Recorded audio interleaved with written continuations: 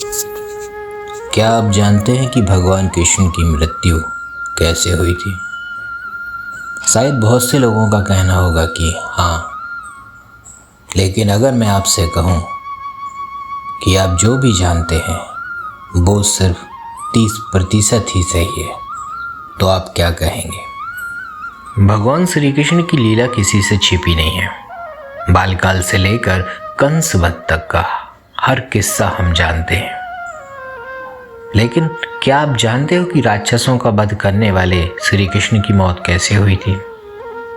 क्या आपको पता है कि भगवान कृष्ण की मौत की वजह क्या थी? चलिए हम आपको आज बताते हैं कि कैसे यदुवंशियों का उस काल में विनाश हुआ था और कैसे कृष्ण भगवान ने पृथ्वी को छोड़ के अपने लोक में गमन किया था।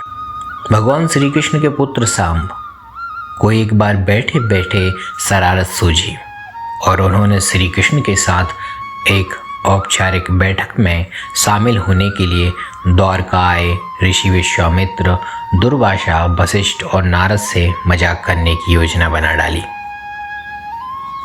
सांब ने अपने कुछ मित्रों को अपने पास बुलाया और स्त्री का वेश बनाकर ऋषियों के पास जा पहुंचा और कहने लगा कि वो गर्भवती है। सांब ने ऐसा कहते हुए ऋषि मुनियों से आग्रह किया कि कृपया आप मेरे पेट में पल रहे बच्चे का लिंग बता दें। सांब की इस हरकत से एक ऋषि ने इस खेल को समझ लिया और क्रोधित होकर सांब को श्राप दिया। ऋषि ने क्रोधित होकर कहा कि उसके पेट में एक लोहे के तीर का जन्म होगा जो उसके कुल का विनाश कर देगा। सांब इससे इतना घबरा गया कि वो उग्रसेन के पास जा पहुंचा और उसने पूरी बात उग्रसेन को बताई। उग्रसेन ने सांब को कहा कि तांबे के तीर का चूर्ण बनाकर अगर वो प्रभास नदी में प्रभावित कर दे तो इस तरह उसे श्राप से छुटकारा मिल जाएगा। वो तांबे का चूर्ण सांब ने एक नदी में प्रभावित कर दिया, लेकिन वो तांबे का चूर्ण एक मछली निगल गई और कुछ दिन बाद वो चूर्ण मछली के पेट में एक धातु का टुकड़ा बन गया।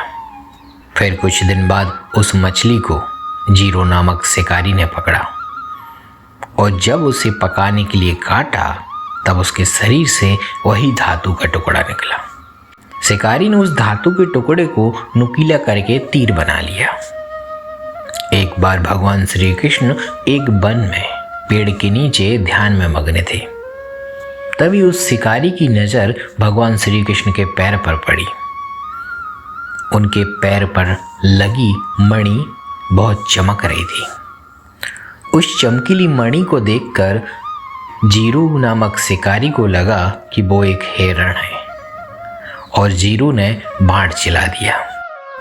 जीरू के द्वारा चलाया गया बाण भगवान श्री कृष्ण की पैर की उंगली में लगा। जब जीरू ने करीब आकर देखा तो वो रोने लगा, लेकिन ये सब तो भगवान श्री कृष्ण की ही माया थी। उसके बाद भगवान श्री कृष्ण पृथ्वी लोक को छोड़कर अपने लोक चले गए।